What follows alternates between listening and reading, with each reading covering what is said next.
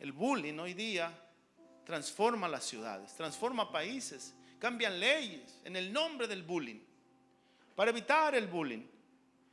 Pero queriéndose cuidar del bullying secular, caemos en otro tipo de bullying. No lo quiero enredar, pero la burla, el escarnio es uno de los enemigos más grandes que tenemos. Así que vamos a orar a Dios y vamos a pedirle a Dios que nos ayude, porque cada uno de nosotros, si no nos estamos enfrentando hoy mismo, nos vamos a enfrentar. Eso es así. Espíritu Santo de Dios, ayúdanos, Señor, a discernir tu palabra, no solo para entenderla en nuestras mentes, sino que se haga real en nuestra vida, que podamos usarla, Señor, que podamos ponerla por obra. Tú nos das la fuerza y el poder, tú nos das la voluntad para poner por obra tu palabra y así, Señor, cumplir la ley de Cristo, sobrellevar las cargas los unos de los otros y así cumplir la ley de Cristo. Señor, ayúdanos a discernir. Espíritu de Dios, reprendemos toda distracción, todo pájaro que quiere robarse la semilla, toda ave de rapiña que se roba el sacrificio. Señor, que podamos concentrarnos y recibir esta porción en el nombre de Cristo Jesús. Amén. Puede sentarse y dele otra saludada al que está a un lado de usted. Ahora para el otro lado, ahora para atrás. Hermano, usted no tiene una idea de lo que le agrada al Padre que sus hijos se amen.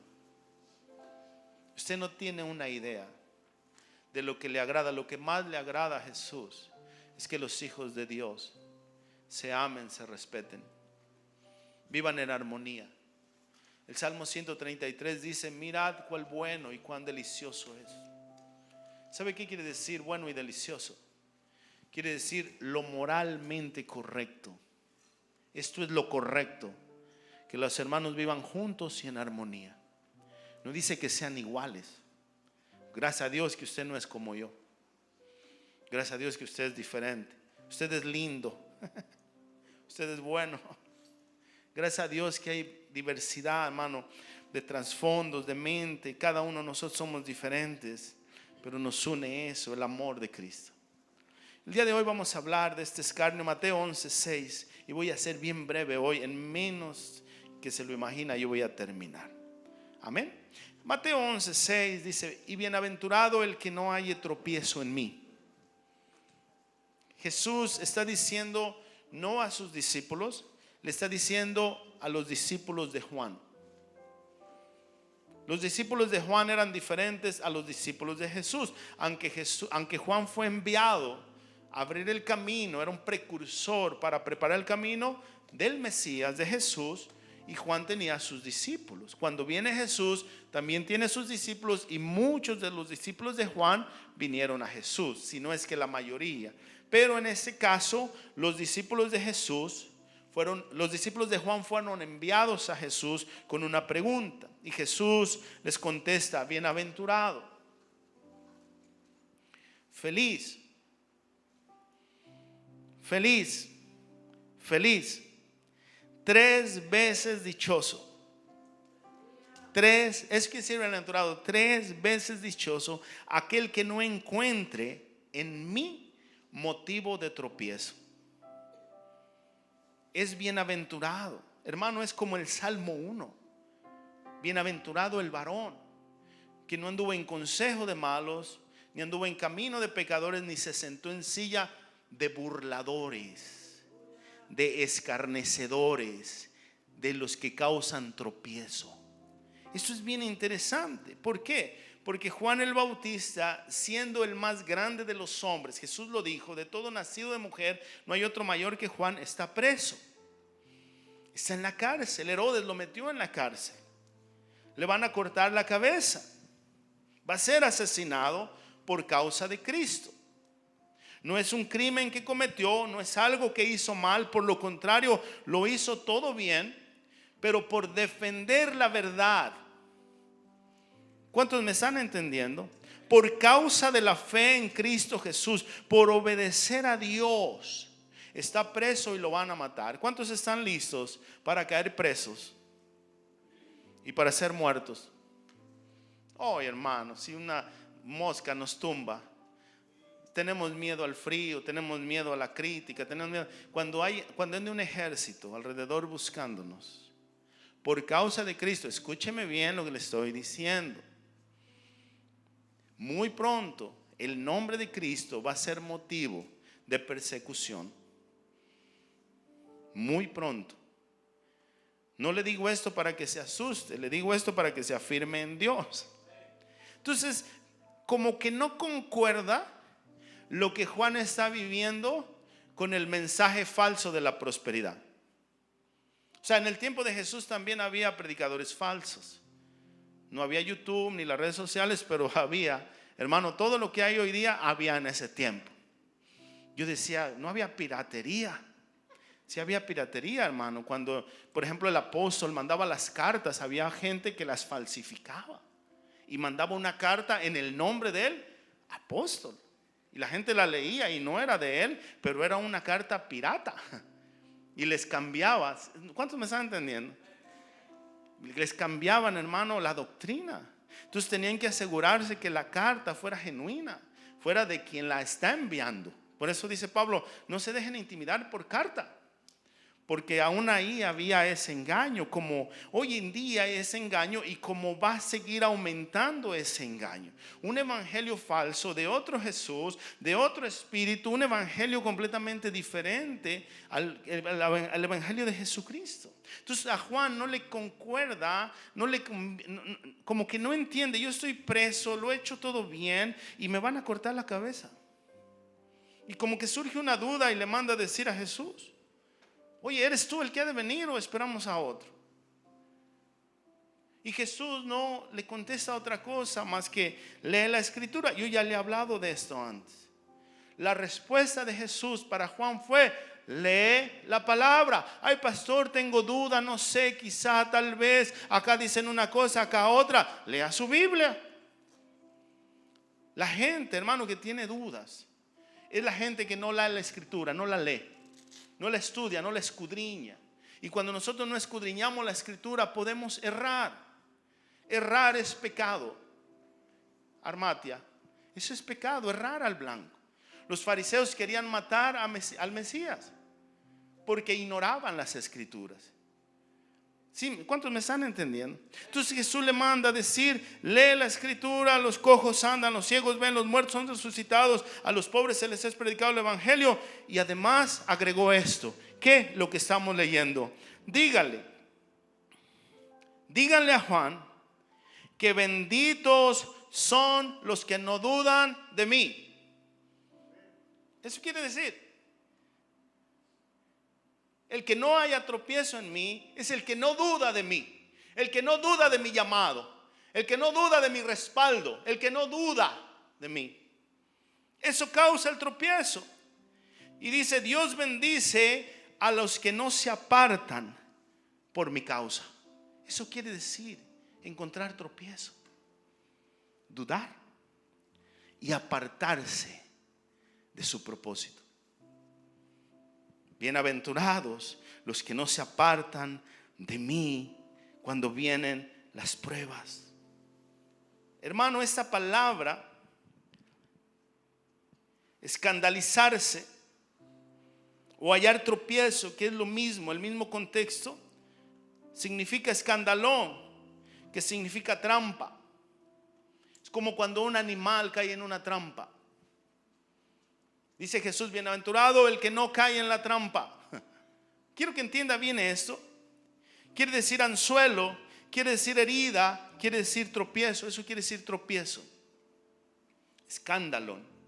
Bienaventurado aquel que no tropieza, que no se aparta, que no duda. Es por eso que Pablo en Romanos 1:16 dice, porque no me avergüenzo del evangelio. Es la misma palabra. Porque no tropiezo en el evangelio. Porque no dudo del evangelio, porque no me aparto del plan de Dios, porque no me ofendo, porque no me avergüenzo del evangelio, porque es poder de Dios para salvación a todo el que cree. Al que no cree, no.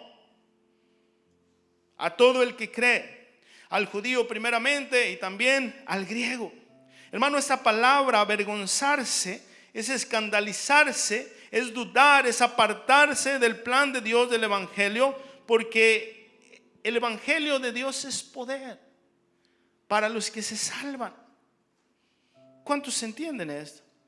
Entonces, escarnio, hermano, cuando hay escarnio, la gente se escandaliza, la gente haya tropiezo, la gente duda, la gente se aparta del plan de Dios.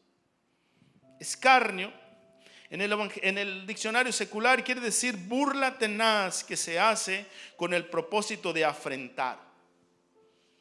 Ya me enredó más, pastor. ¿Qué quiere decir afrentar?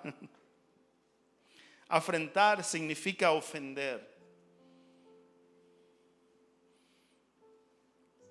Vivimos en la generación de los ofendidos. Todo mundo se ofende. Hermano, en el aire hay un ambiente de ofensa. Todo mundo se ofende. Vivimos en la generación de cristal. Desafortunadamente ha entrado a la iglesia. Y en la iglesia está lleno de gente ofendida. Y una gente ofendida es una gente que ha tropezado, que ha caído, que ha dudado y que se aparta, se desvía. Es como un tren que se descarrila. Es como una flecha que no da en el blanco. Escarnio, hermano, quiere decir humillar. Es que me están humillando. Quiere decir denostar, quiere decir causar vergüenza o deshonra a alguien. Y Jesús dice: bienaventurado aquel que no se ofende, que no cree que está siendo deshonrado o humillado por mi causa. Quiero que ponga bien atención. Cristo no es del mundo. Cristo es del cielo. Jesús dijo: si supieran de dónde vengo, si lo que les digo les ofende, ¿qué si me vieran venir de donde yo vengo, donde yo estaba? Jesucristo es raro, extraño para este mundo. Usted puede decir qué es lo que quiera. En el momento que usted dice que ama a Cristo, comienzan sus problemas. Dígale a sus compañeros de trabajo que ama a Cristo y se burlan. En la fiesta familiar, dígales: vamos a orar y a honrar a Cristo, y lo miran como bicho raro. Y no es sorpresa. ¿Sabe cuál es la sorpresa? Que en la iglesia también la gente se ofende al oír hablar de Cristo. Dígales que ama a Cristo, y los hermanos incrédulos lo miran raro. Bienaventurado el que no haya tropiezo en mí, aún en la iglesia. Entonces Cristo es rechazado por el mundo. Para el mundo Cristo no es agradable, no es aceptable, no es ameno, es rechazado. El problema, hermano, es que nosotros somos uno en Cristo. Diga conmigo: somos uno con Cristo. Estamos fundidos, sumergidos, metidos en Cristo. ¿O no? Si usted no está metido en Cristo, si usted no se ha hecho uno con Cristo, por favor, hoy hágalo. No pierda más el tiempo. No pierda más el tiempo. En aquel tiempo me dirán: Señor, ¿no profetizamos en tu nombre? Dijo Jesús: en tu nombre hicimos milagros, en tu nombre echamos fuera demonios, en tu nombre hicimos y decimos. No los conozco. Háganse para allá. Bueno, dice otra versión más fuerte: apártense de mí, hacedores de maldad. Y esta palabra conocer quiere decir intimar, quiere decir hacerse uno. Tápese los oídos. No le voy a decir quiere hacerse uno, no le puedo decir porque hay jóvenes. Entonces, si somos como Él, el mundo nos va a aborrecer, el mundo nos va a rechazar, el mundo nos va a acusar, nos va a perseguir, nos va a señalar. En otras palabras, vamos a ser víctimas de escarnio, burla por el nombre de Cristo. ¿Cuántos están listos? Jesús dijo: bienaventurado el que no haya tropiezo en mí, el que no se asuste, el que no se eche para atrás, el que no, hermano, se escandalice, se acobarde. Esto es muy duro, esto es muy fuerte. Rechazo, crítica, trato de Dios, humillación. No, yo ya no quiero eso. En una ocasión un bebé iba a nacer y le preguntaron a la mamá: ¿quieres que el dolor se te quite? Y la mamá dijo, era una primeriza, dijo sí.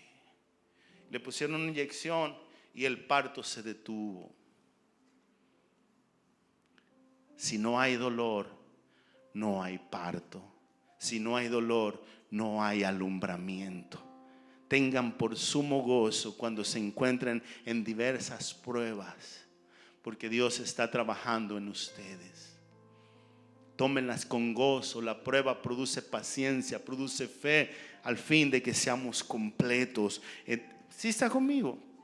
¿Cuántos entienden? La palabra de Dios es útil para redarguir, para corregir, para instruir, para enseñar, a fin de que el hombre y la mujer de Dios estén enteramente preparados para toda buena obra. ¿Cuántos me entienden? La corrección es dura, la enseñanza es dura. La generación de cristal se ofende porque los instruye, los enseña. No quiero ofender a nadie, de verdad, pero usted va a Home Depot, que es una tienda de ferretería, para los que no entienden, y hay como 20 trabajadores y ninguno le ayuda. Oye, ¿me puedes ayudar a bajar eso? No, porque voy a ir a mi descanso hasta que venga. Espérate, yo soy el cliente, a mí qué me importa. Vivimos en una generación fuera de sí, que no sabe de dónde provienen las cosas, no conoce ética, no conoce la verdad, está engañada. Es una generación de cristal. El problema es que la generación de cristal ha entrado a la iglesia. Hay que darles mensajes suaves, hay que darles sopita suave, maruchancita, que no le duela, porque no nos gusta. Dice Pablo, les di a beber leche y no vianda. Vianda es trozos de carne, porque no son capaces todavía, porque son niños. Entonces, hermano, vivimos en esta generación, y esta generación, hermano, usa el escarnio, la burla, para atacar a los hijos de Dios, para atacarte a ti, a mí. ¿Cuántos entienden? Entonces Cristo no es de este mundo y nosotros estamos en Cristo. Entonces vamos a ser víctimas de escarnio, y ahí es donde, si no entendemos, vamos a tropezar. Pero el Espíritu Santo, levante su mano derecha y diga: el Espíritu Santo nos va a capacitar, nos va a sostener, nos va a guardar para no tropezar a causa del escarnio que se avecina. Solo es el Espíritu Santo.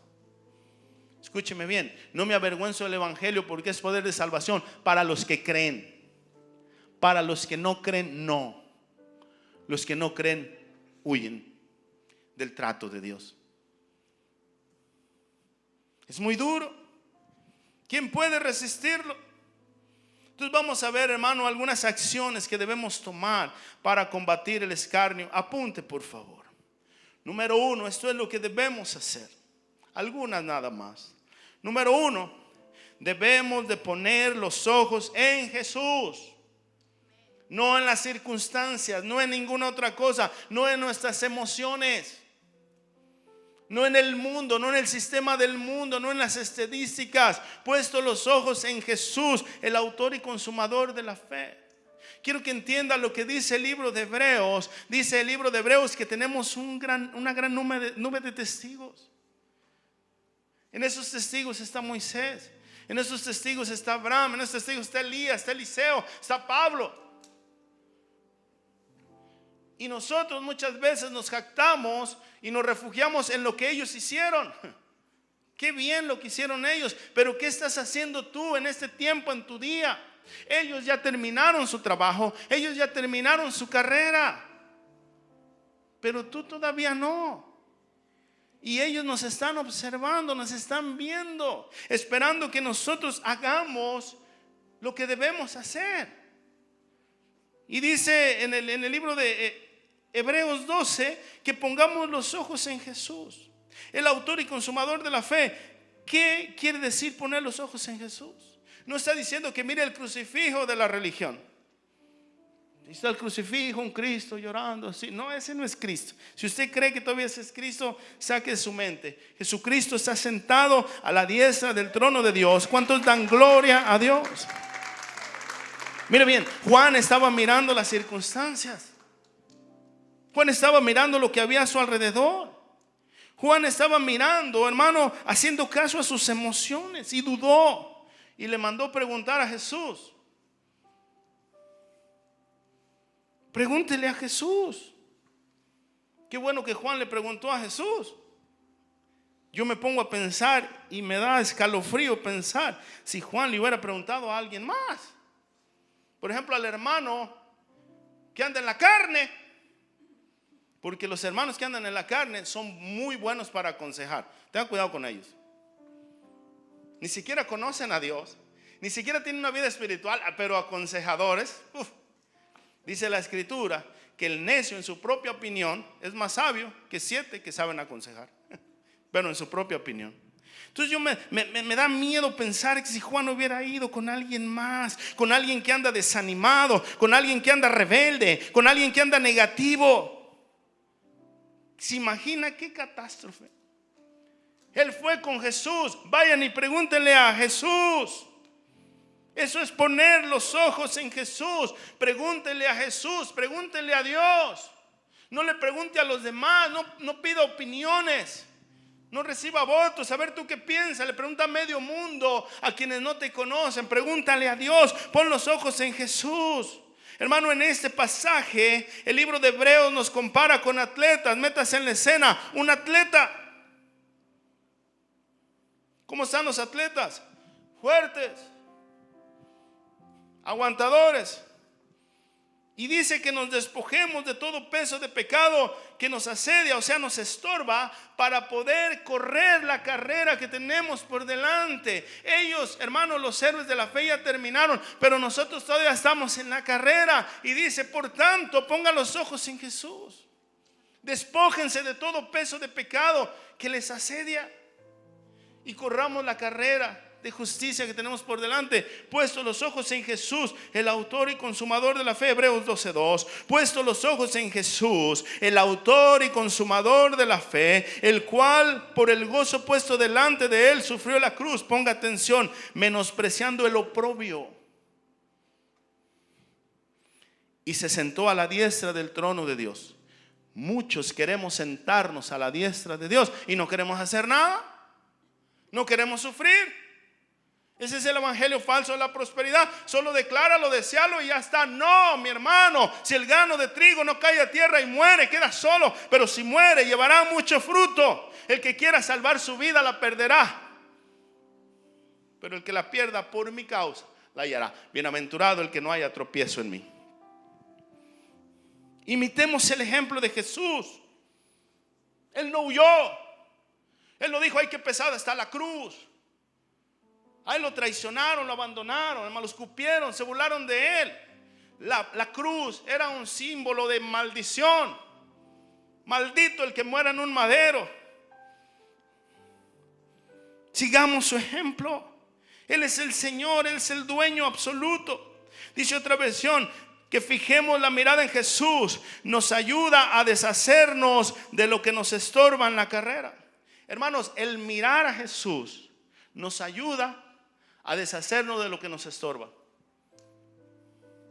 Quiero que se imagine un corredor de maratón con una mochila llena de chivas atrás, las chivas rayadas. No, dice el campeón que inicia y perfecciona nuestra fe. Pongamos los ojos en el que nos puede ayudar, en el que tiene nuestro destino. ¿Cuántos entienden esto? Escuche, debido al gozo que le esperaba, Jesús soportó la cruz sin importarle la vergüenza. la humillación. A él no le importó, porque era más grande lo que le esperaba que lo poquito que estaba sufriendo. Esta breve tribulación momentánea que estamos pasando produce en nosotros un cada día más grande peso de gloria. Dice, no le importó la vergüenza, o sea, el escarnio que ésta presentaba. Ahora está sentado en el lugar de honor junto al trono de Dios.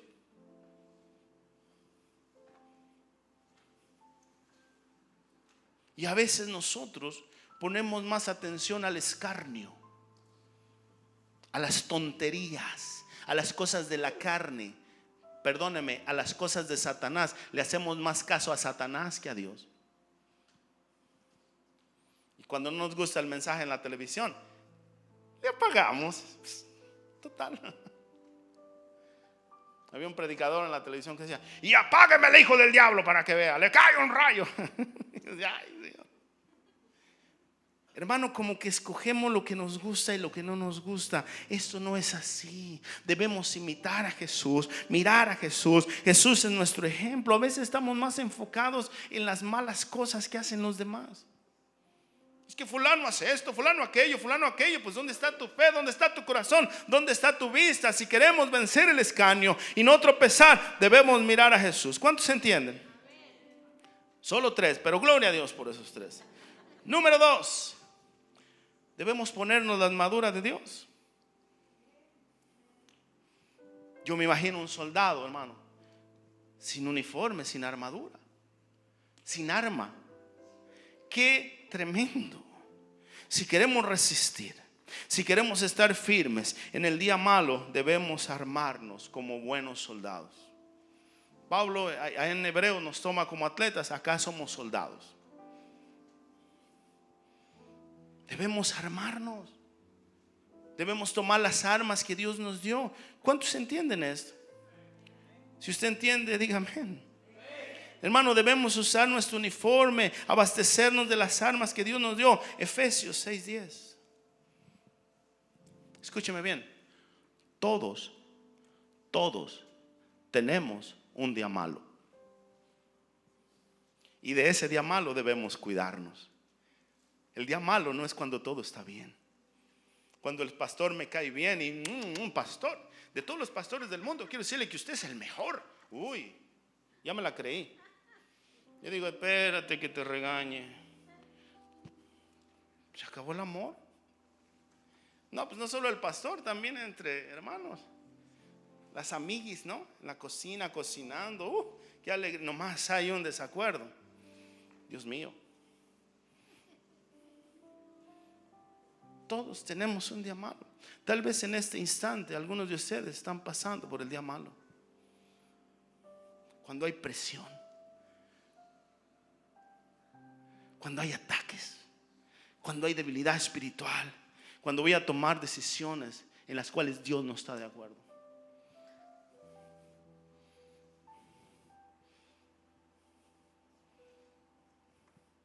Si se va a casar, pregúntele a Dios.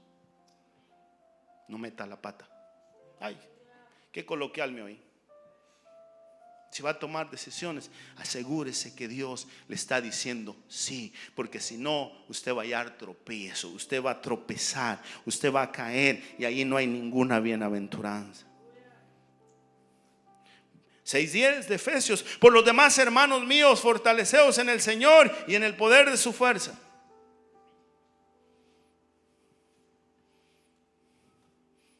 ¿En quién se fortalece usted? No me mire así, hermano, me da miedo, me dan nervios, me dan nervios.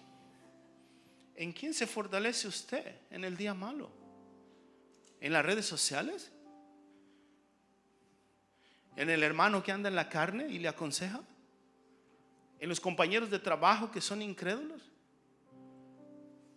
¿En sus emociones? ¿En quién se fortalece? Dice que en una ocasión, cuando volvió David, escúcheme bien, volvió a Ziklag. A David lo despidieron del trabajo, a David lo deportaron, a David lo despreciaron y tuvo que huir. Lo deportaron a su país. No queremos acá, dijeron los filisteos. Depórtalo. ley de inmigración, lo echó el ICE. Y llegó allá, le habían robado su familia, le habían robado sus bienes, le habían quemado la ciudad. Y dice que el pueblo estaba en amargura de espíritu y hablaban de apedrearlo. Como al pastor muchas veces. Se pelea con su esposa el pastor, se pelea con todo, la culpa la tiene la iglesia o el pastor.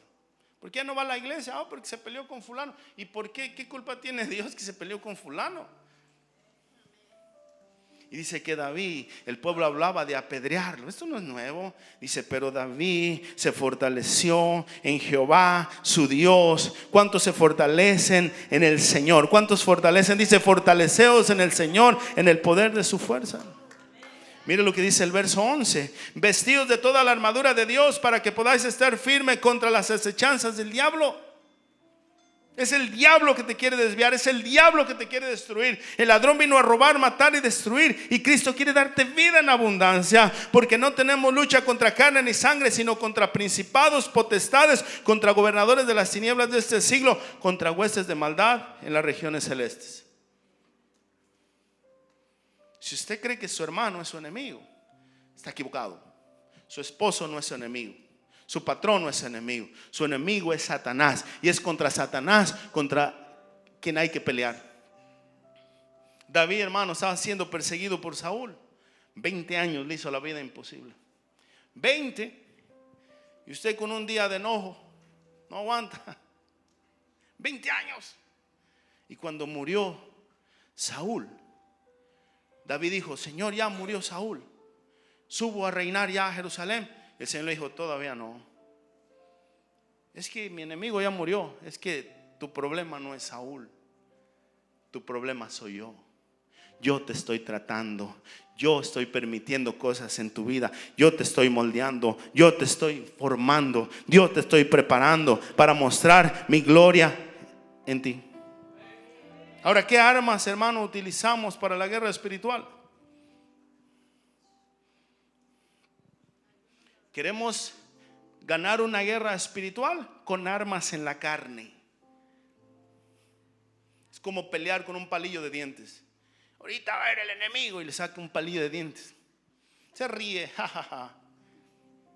Por tanto, dice el 13, tomad la armadura de Dios para que podáis resistir el día malo y habiendo acabado todo, estar firmes.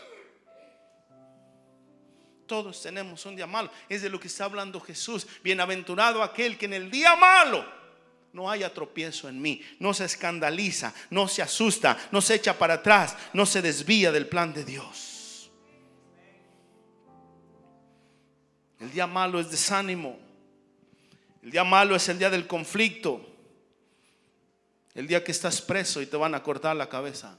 Ese es el día malo. El día que le preguntas a Dios, a Jesús, ¿eres tú? ¿Hice lo correcto, Señor? Si te he servido, si me he guardado para ti y recibo esto. Y Jesús dice, lea la Biblia, Aragán, lea la Biblia. Mire lo que dice la Biblia, verso 14.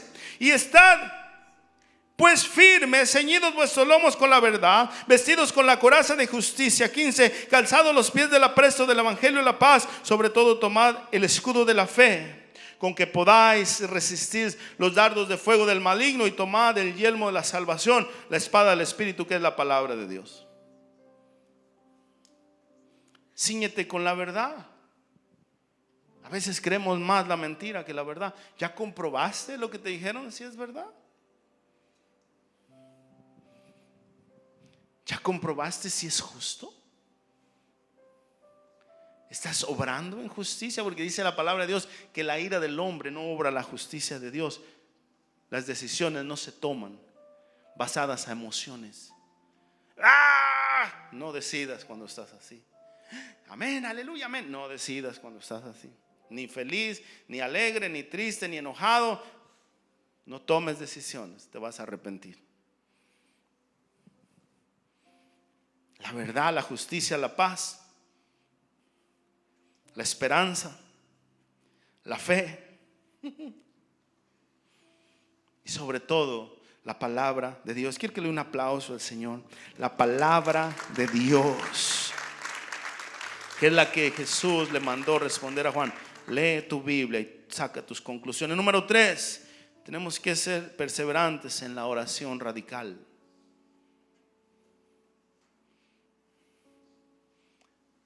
Yo creo que lo voy a parar acá. Dice Jesús que 2 hombres subieron a Jerusalén a orar. Uno era fariseo y el otro publicano.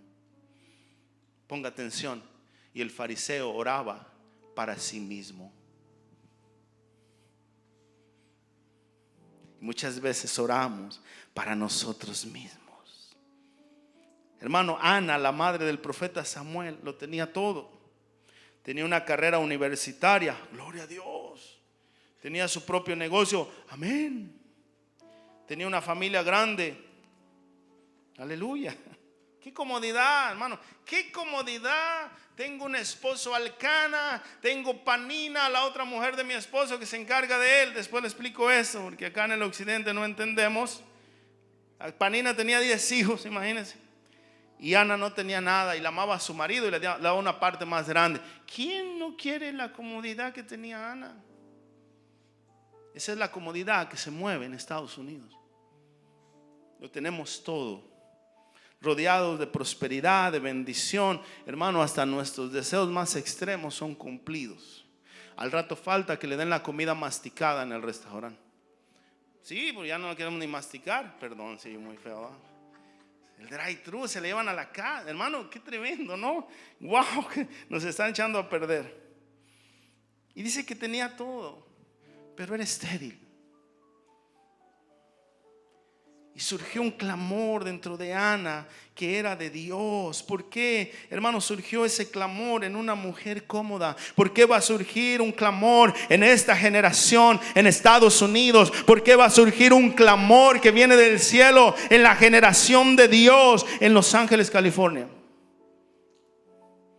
Porque el sacerdote estaba corrompido y Dios le puso el clamor a Ana para clamar por un sacerdote. 1 Samuel 1:6. Y su rival, o sea, Panina, la irritaba, enojándola, entristeciéndola, porque Jehová no le había dado conceder hijos.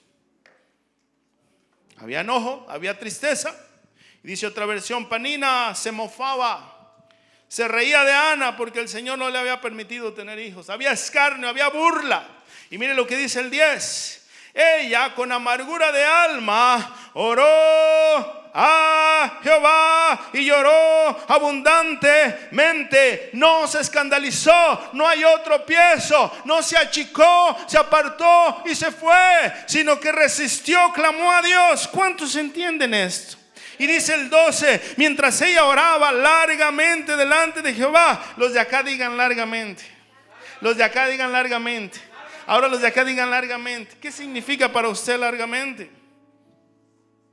Señor, en el nombre de Jesús, ahí te voy. Y cuando le salen malas cosas, le reclama a Dios.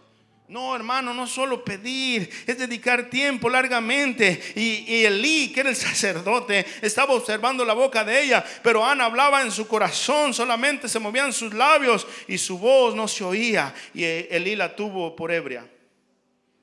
Estás borracho, estás loco. Como en el aposento alto, ¿se acuerda? Cuando el Espíritu Santo vino, dice que muchos estaban sorprendidos, pero otros decían, están borrachos. Y Pedro, lleno del Espíritu Santo, dijo, no, hermanos míos, no están borrachos como ustedes suponen. Es el Espíritu Santo, la promesa que el Señor dijo por el medio del profeta Joel. El mismo sacerdote no entendió lo que Ana estaba haciendo. Es posible que nadie te entienda.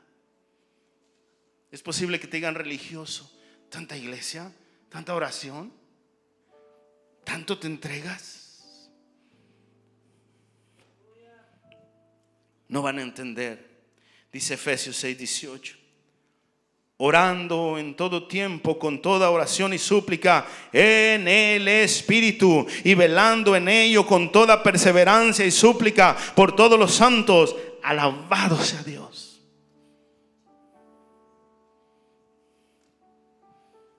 Número 4. Tiene que ponerle límites a los escarnecedores. No se junte con burladores. no se junte con gente que no ama a Dios. Retírelos de su vida, lo van a contaminar.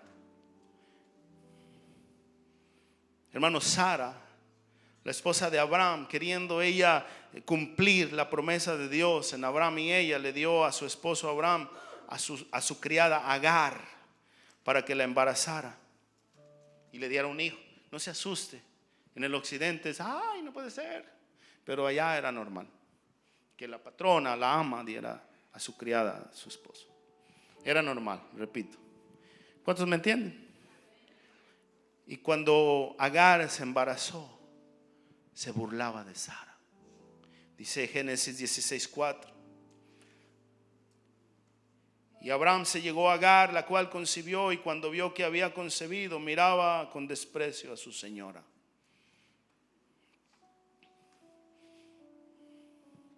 Cuando va a cruzar la frontera, hace 1000 promesas a Dios. Y cuando llegue allá, Señor, te voy a servir y te voy acá. Y cuando Dios lo pasa y le da un buen trabajo, no se acuerda de Dios. Cuando el doctor dice, el bebé viene atravesado, ay, Señor, Diosito, Diosito, hazme un milagro. Y Dios le hace el milagro y no se acuerda de Dios. Se nos olvidan las promesas, se nos olvida que Dios nos tiene en el lugar que nos tiene. Se nos olvida que Dios ha sido bueno con nosotros.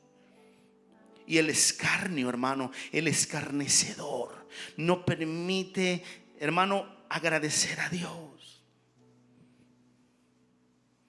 Cuando necesita algo, el escarnecedor es humilde, pero una vez obtiene lo que quiere, se olvida de Dios. Dice Proverbios 9:8, no reprendas al escarnecedor para que no te aborrezca. Corrige al sabio y te amará. Da miedo corregir. Da miedo instruir. Me van a aborrecer. Hermano, aléjese de los aborrecedores. Número 5, despida a los escarnecedores de su vida. Muchas veces no basta con alejarse de ellos, hay que cortarlos, despedirlos. Con esto voy a terminar ya.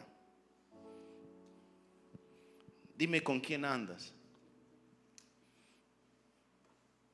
y te diré quién eres. ¿Sí o no? El que anda en la miel, algo se le pega.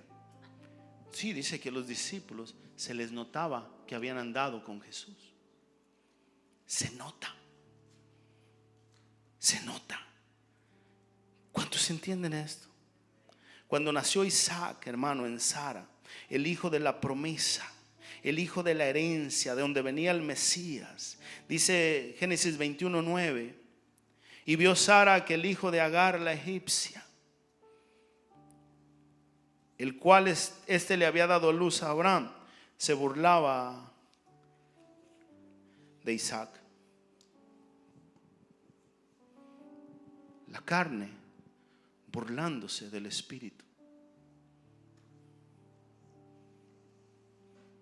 El cristiano, hijo de Dios, haciendo cosas en la carne, tomando decisiones en la carne, burlándose del espíritu, burlándose de los planes de Dios. Por tanto dijo Abraham, echa a esta sierva y a su hijo, porque el hijo de esta sierva no va a heredar con mi hijo Isaac. Hermano, carne y sangre no pueden heredar el reino de Dios. Las cosas espirituales se tienen que discernir espiritualmente. No puede heredar, hermano. Muchas veces nuestra bendición, nuestra herencia, lo que Dios tiene para nosotros, la sanidad, la libertad, muchas más cosas se detienen a causa de las personas que nos rodean. Escarnecedores que nos llevan a fallarle a Dios. ¿No me cree? Pregúntele a Salomón, el hombre más sabio de la tierra, el hombre más rico de la tierra. Terminó adorando a Astarot, terminó adorando a los Baales. ¿Quién lo diría? ¿Sabe por qué? Influenciado por las escarnecedoras esposas. Ah, caray, ya lo dije, ¿verdad? Cuando la esposa manda en la casa, hay caos y va a haber tropiezo. Se lo repito. Cuando la esposa es la manda más, la que manda, la que toma decisiones, la que dice lo que se tiene que hacer, hay caos y va a haber tropiezo. Porque Dios le dio la responsabilidad al hombre. No estoy hablando de machismo, estoy hablando de despedir esas ideas feministas. Esas ideas, hermano, de la ideología de género, del falso feminismo que destruye las familias, que destruye el plan de Dios. Hombres, si su mujer lo manipula y lo controla, arrepiéntase y tome el sacerdocio de Dios. Número 6. ¿Cuántos entienden esto? Hermano, Dios quería bendecir a Abraham, pero tenía ahí a Lot, un carnal, un pagano, un escarnecedor, que nomás lo soltaron y se fue a Sodoma. Número 6. Y pongámonos de pie, porque ya miro que está tomando piedras. ¿Me va a apedrear? No. Número 6. Tenemos que creer en lo que Dios dice de nosotros, no lo que los demás dicen. Oh, ¿de qué le sirve al hombre ganarse a todo el mundo y perder su alma? Y a veces, hermanos, estamos más preocupados por nuestra reputación, por lo que digan los demás. ¿A qué importa lo que digan los demás? Lo que importa es que diga Dios, con el que voy a vivir la eternidad, mi amado Jesús, lo que diga el Espíritu Santo. Hermano, número 6. Crea lo que Dios dice de usted, no lo que dicen los demás, no lo que decimos nosotros mismos. A veces nuestra autoestima es muy baja. Hermanos, nadie creía en José. Cuando José contaba sus sueños a sus hermanos, lo odiaban y lo querían matar. Nadie creía en David. Cuando iban a ungir al nuevo rey de Israel, no lo invitaron. Cuando su padre lo envió a la guerra, que les llevara alimentos, le dijeron: eres un soberbio, por morbo has venido a ver la batalla. Yo solo estoy obedeciendo. Y miramos, hermano, nadie creyó en los profetas. Tal vez nadie va a creer en ti. Cuando Dios escogió a un rey con la autoestima muy baja llamado Saúl, dice que lo ungió en medio de todos. Dios lo honró y dice en 1 Samuel 10:27, pero algunos perversos dijeron: ¿cómo nos ha de salvar este? Hermano, eso duele, que me unjan como rey y que unos perversos escarnecedores digan: ¿cómo? ¿Este nos va a salvar? Lea su Biblia. Y le tuvieron en poco. Eso no es nuevo. Al apóstol Pablo, los corintios le mandaron pedir sus credenciales después que él fundó las iglesias. Le dijo: ¿dónde están tus credenciales de los superapóstoles, de las superescuelas sobrenaturales? Y Pablo les dijo: mis credenciales son ustedes. Ustedes son mi testimonio, su vida, su restauración. Lo que Dios ha hecho en ustedes es mi credencial que me acredita como apóstol de Jesucristo. ¿Cómo nos va a salvar este? Y le tuvieron en poco y no le trajeron presente, mas él disimuló. Dice otra versión: sin embargo había unos sinvergüenzas que se quejaban. No lea esa versión, Palabra Viva, no está muy buena. Había unos sinvergüenzas, pase el grupo por favor, que se quejaban: ¿cómo puede este hombre salvarnos? Y lo despreciaban y se negaban a llevarle regalos, pero Saúl no les hizo caso. Diga conmigo: yo no hago caso. Y Saúl trajo una batalla tan grande en ese día, pero Saúl venció la primera, Pero tiempo después Dios le dio una orden y le dijo: ve, destruye a Amalek, erradícalo, mata mujeres, niños, animales, no dejes nada. También le voy a explicar después esto, porque hay gente que dice: ¿cómo? Amalek era Satanás. O sea, Satanás mismo, destruye a Satanás todo. Pero dice que Saúl hizo más caso a lo que decía la gente, a lo que decían los demás, y despreció el consejo, la orden de Dios, y Dios lo desechó. Saúl encontró tropiezo en Dios, y es lo que Jesús está diciendo: bienaventurado el que no haya tropiezo en mí, bienaventurado el que no se desvíe de mi propósito, bienaventurado el que no se ofenda por mi palabra, bienaventurado el que no se ofenda por la calamidad, las pruebas que vienen. Bienaventurado será 3 veces dichoso. Incline su cabeza. Es tiempo de mirar a Jesús.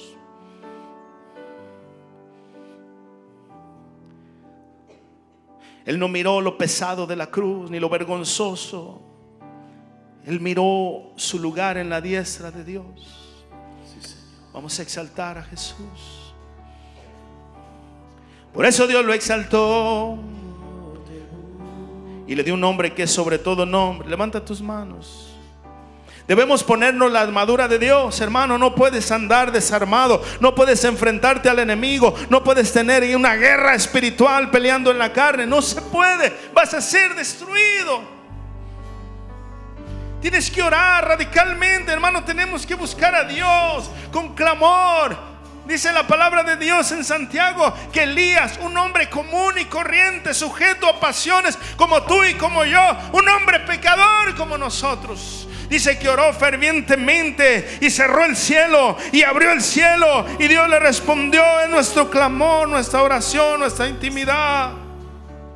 Tienes que poner límites a los escarnecedores. Tienes que cortar a las personas que te destruyen, que te detienen, que te estorban. Tienes que creer en lo que Dios dice de ti.